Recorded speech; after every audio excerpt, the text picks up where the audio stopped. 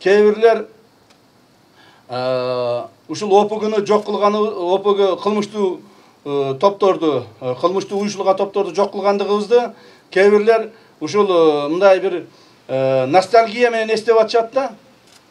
Ушулар жок болуп кетти да, ушулар ушундай болуп жаза тартып атат да деп ошолорго болушкандай болуп сүйлөп, ошондой видеолорду чыгарып, аларды колдогондор чыгып атат. Дагы бир жолу кайталап айтып коеюн, урматтуу кызматкерлер.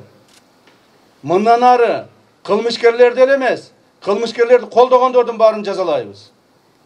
Кылмышкерлерди колдоп, кылмыштуулукту бул жогорку деңгээлге алып чыгып, кылмыштуулукту популяризация кылгандарды, ошолорду мындай бир өнүктүрүүгө аракет кылгандарды дагы биз жазалашыбыз керек. Кылмыштуулук түп тамыры менен уюшкан кылмыштуулук жок болуш керек. Биз буга өзүбүздүн кызматыбыз менен ушуган шарт түзүшүбүз керек. Андан сырткары бүгүнкү күндө мамлекеттик органдардын, мамлекет кызматкерлеринин арасындагы тазалоону башташыбыз керек. Райондордо, облустарда, министрликтерде, мамлекеттик органдарда, уюмдарда мамлекетке каршы иштеп, пайдасын тийгизбей, зыянын тийгизген кызматкерлер көп. Ошолордон тазаланышыбыз керек. Аларды жөн эле жумуштан бошотуп койбостон, кылмыш жоопкерчиликке тартышыбыз керек. Кийинки мамлекеттик кызматкер мыйзам бузууга же болбосо мамлекетке зыян келтирүүгө эч качан багыт албаш керек. Мына бизге азыр айтып атышпайбы көпчүлүгү? Ушул уюшкан кылмыштуулукка каршы күрөштү, күрөш күчөтүлдү деп, уюшкан кылмыштуулукты биз мындан ары ооздуктайбыз деп. Андай эмес туугандар. Биз уюшкан кылмыштуулукту түп тамыры менен жоёбуз. Мамлекетибизде, Кыргыз мамлекетинде, Кыргыз коомчулугунда эч кандай уюшкан кылмыштуулук болбойт. Аны камсыз кылуу мына силердин түздөн түз милдетиңер. Эгер кайсыл бир райондо Урматтуу Москва шаарындагы мекендештер, эгерде сиз жакын арада Казакстанга чыгып келүүнү ниет кылсаңыз, сизге тажрыйбалуу, дасыккан айдоочу Байел мырзаны сунуштайбыз. Биздин Альфард заманбап унаалар сиздердин кызматыңыздарда. Узак жолдо сиз үчүн ыңгайлуу жана кенен алдын ала документти кара тизмеден текшеребиз. Мөөнөт өтүп кеткен документтерге жардам беребиз. Без пересадкасыз өзүбүз түз алып кирип чыгабыз. Биздин дарек метро проспект Мира 39А. Толук маалымат +7 906 342 44 74. Эгер кайсыл бир райондо, кайсы бир шаарда же облуста уюшкан кылмыштуулуктун мүчөлөрү калып, ошолор өздөрүнүн кылмыштуу иштерин уланта турган болсо, ошол жердеги жетекчи түздөн түз жооп берет. Ошондуктан ушул маселеге каттуу көңүл буруңуздар. Уюшкан кылмыштуулукту биз түп тамырынан бери жоёбуз. Муну өзүңөрдүн акыл эсиңерге мындай түйүп алгыла дагы ушуну жакшылап аткаргыла. Мамлекеттик кызматта иштеп байып кетем, мамлекеттик кызматта иштеп мен мындай чоң байлык менен жашайм деген үмүт болбош керек. Мамлекеттик кызматка жүрөгү менен берилген, акыл эси менен туйган гана, мамлекетке мекенчилдик, патриоттуулук сезими менен кызмат кылган адамдар гана керек. Туугандар, ошого жараша мамлекет сиздерге кам көрөт.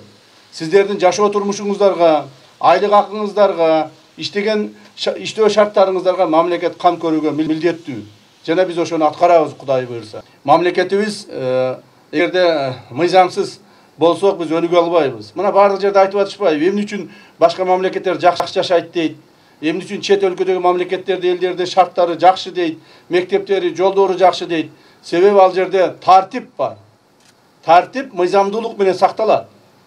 Ал эми бизде болсо көрүнгөнү өзүнүн мыйзамдарын орнотуп, көрүнгөнү өзүнүн тартиптерин орноткон үчүн башаламандыктан коом оңолбой келе жатат. Демек мындан ары мыйзамдуу тартип болот коомубузда. Бул мыйзамдуу тартип коомубуздун өнүгүүсүнө толук бойдон шарт түзөт. Мына ушуну түшүнүшүбүз керек. Кечээ күнү ар ким бизде коомубуз эми ушунчалык азыр маалда ошол мыйзамды талап кылбагандыгыбыздан көпчүлүк маалда бузулуп кеткен жерлери көп. Айтып атышпайбы? Бир пенсионер 70'tegi apаны камап коюптур деп. Эгерде мыйзамды буза турган болсо 70-ке чыгабы, 90-га чыгабы, же 18-20 жашта болобу, мыйзамдын алдында баары бирдей. Жооп берүүгө милдеттүү. Коомду дүрбөлөңгө салып, жалган маалыматтарды таратып, бир гана жол таратып калбастан, эки жол таратып калбастан, ар дайым ар түрдүү жалган маалыматтар таратып, коомду дүрбөлөңгө салып атышат. Ошондой адамдарды биз жоопко тартышыбыз керек. Куд ошондой эле адам дагы бирөө мына ошол апа Ташкөмүрдөн болсо, дагы бирөөсү мына Кочкор Атадан экен.